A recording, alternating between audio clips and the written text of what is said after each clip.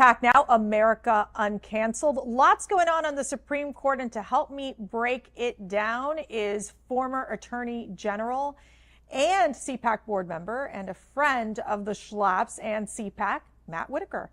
Matt, thanks for joining me. It's great to be with you. Oh, goodness. There's so much going on. I don't even know where to start, but I am going to start with this. You and Matt Schlapp just signed a letter that is being sent over to Congressman Jim Jordan, chairman of the House Judiciary Committee, and ranking member Lindsey Graham. He's ranking member of the Committee on Judiciary.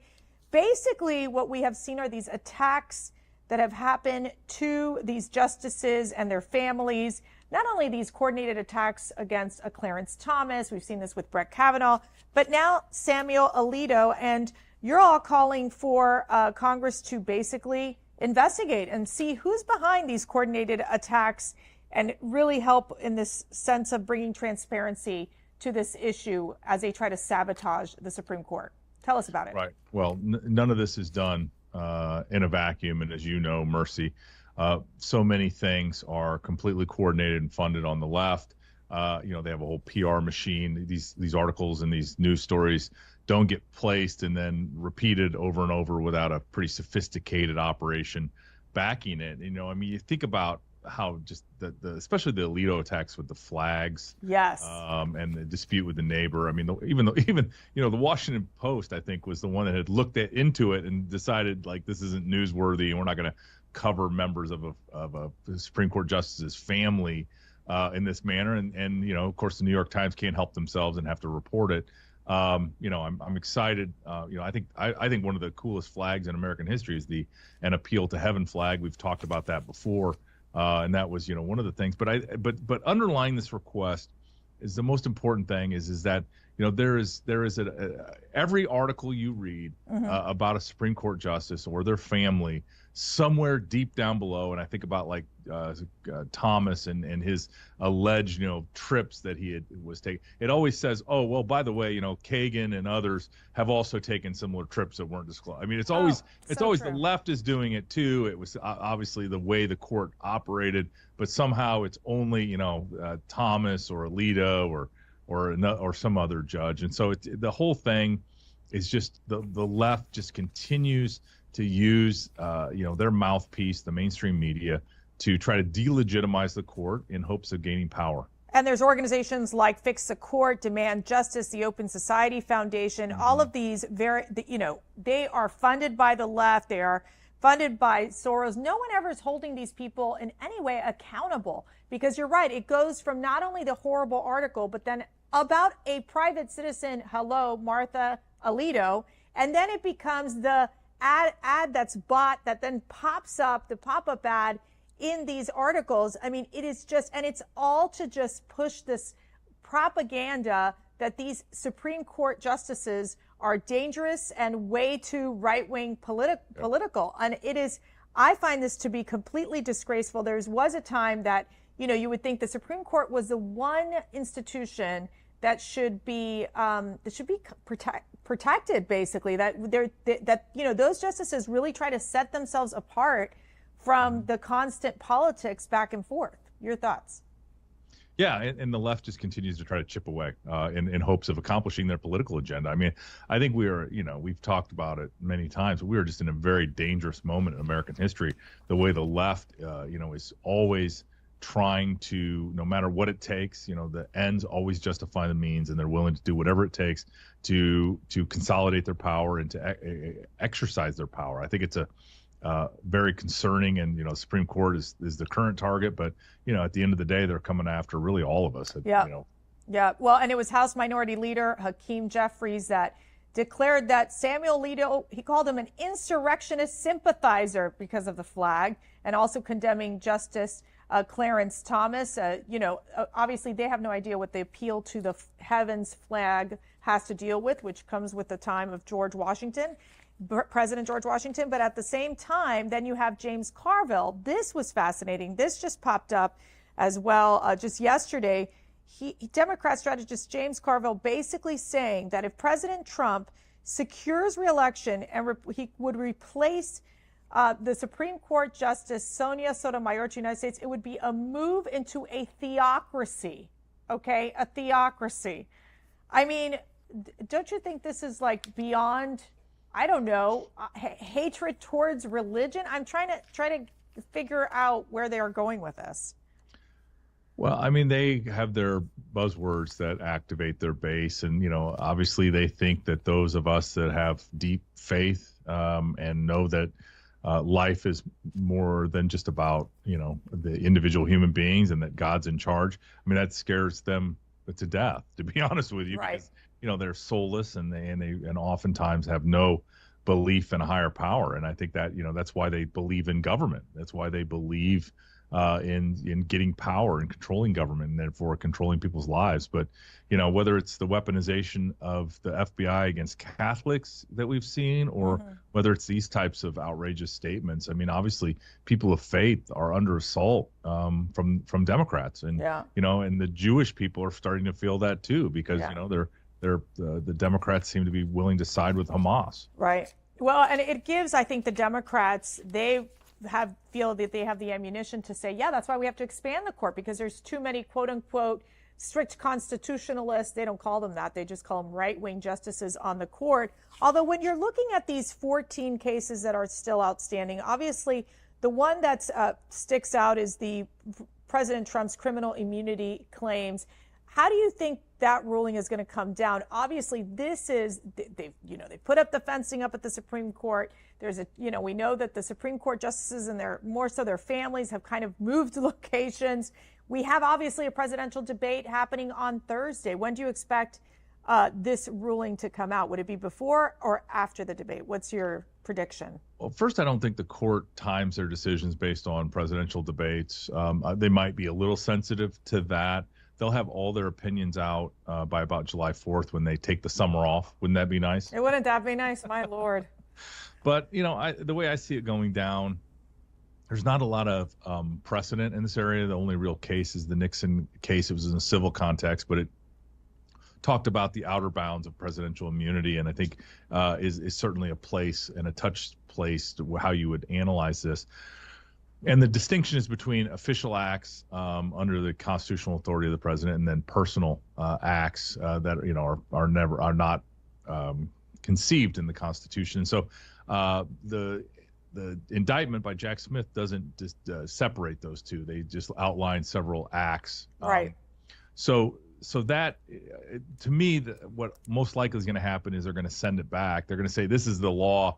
They're going to send it back to Judge Chutkan in D.C. and say, please, differentiate which one's an official act and which one was a personal act. Yeah. But you also have the interference with official acts charges in another January 6th case that is also pending, and that's probably going to have an impact, because 2 of the 4 charges against President Trump are that charge. And so if that case gets kicked out, then ultimately, that really thins out the Jack Smith case generally, and then you're just gonna have kind of a couple other items, which is more than likely protected First Amendment speech. Yeah.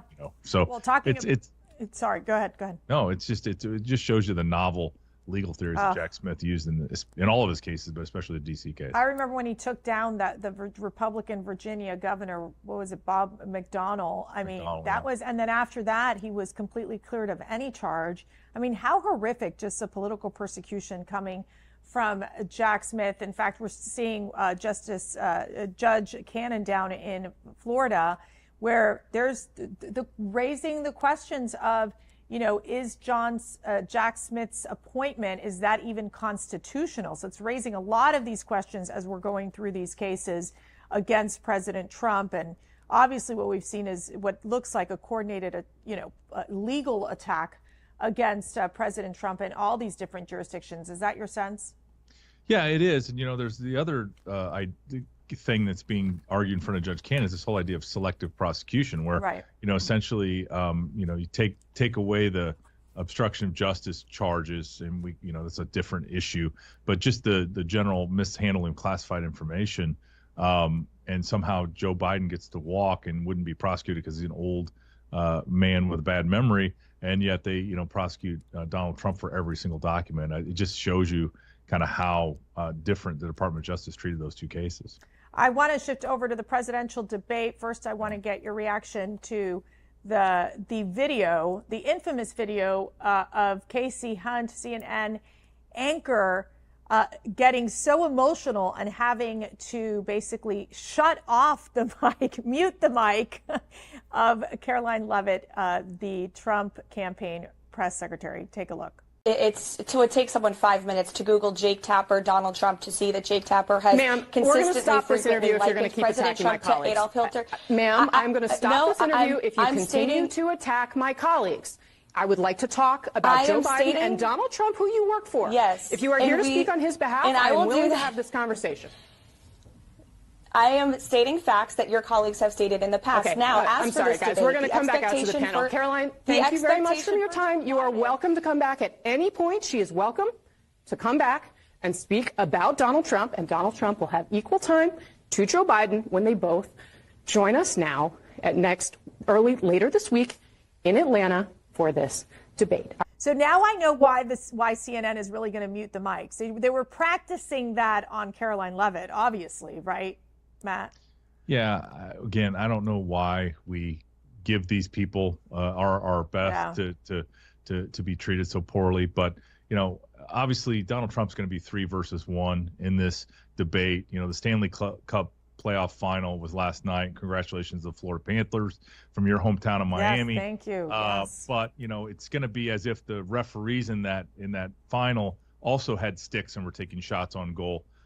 Is what this debate's going to be much like. And so it's going to be unfair, but, Donald Trump, and we know him well, is unafraid of this, and I'm sure he'll be able to handle himself quite well. What is the 1 or 2 messages that you hope President Trump is able to communicate to the American people, putting all the bias and putting all the, hate coming from CNN and from the Joe Biden camp?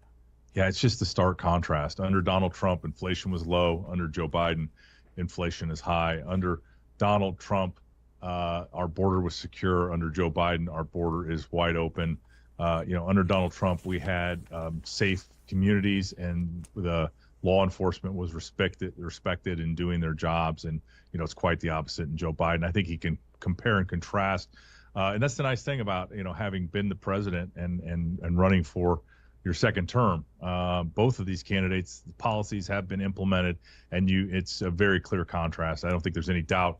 As I travel this country and talk to our fellow citizens, it's very clear they know they were better off under Donald Trump. I've read this story of Jocelyn Nugari and her murder, this 12-year-old. I mean, we have our youngest is 12 years old, and just listening and just reading these stories about what these horrific criminals, these illegal aliens who had no right to be in this country. They entered this country illegally.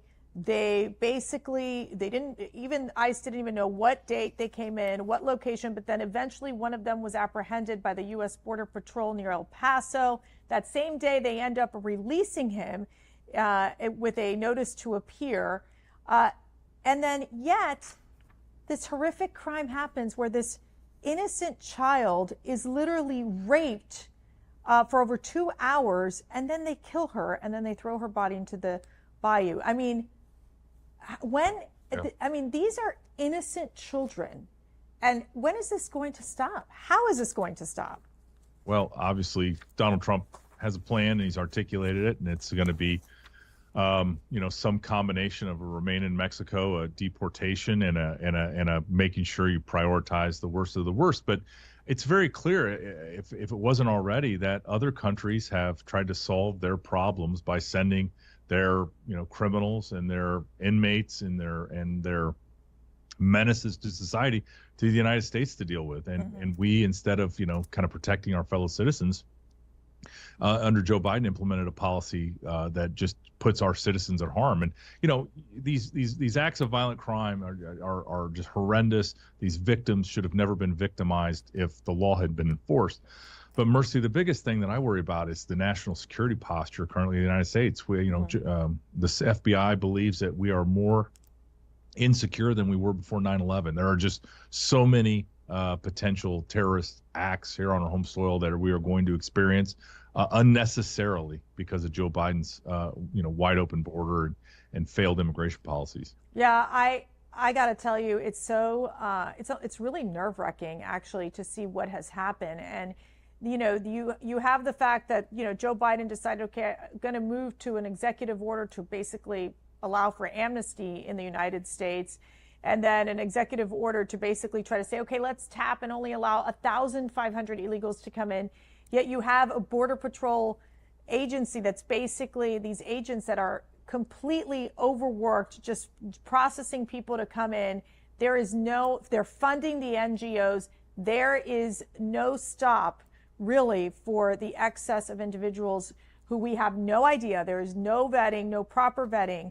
In many cases, when we were at the border, Matt and I, we saw that there was passports that had been ripped up on the side of Mexico. Then they would come over, and yet they're let free into the interior of the country because, to your point, lack of enforcement. So what can President Trump, from an executive order standpoint, do day one to get this at least going in the right direction?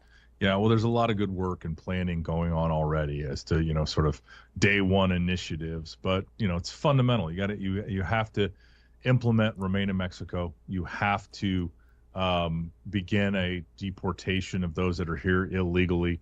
And you need to enforce the laws. I mean, we can secure the southern border. We can make sure that commerce continues to move, but at the same time that you just get rid of the human smuggling, the sex trafficking, the drugs, and the violent crime that's currently kind of being imported into our country. Yeah, well, and that's the other piece of this. And we've seen even that the majority of Latino voters agree with the mass deportation plan. Obviously, their communities are being impacted by this rising crime, by illegal aliens coming into this country, and really going into their communities as well, which is making it a lot less safe. Matt Whitaker, thank you so much for joining me. Thanks, Mercy. Good to see you again.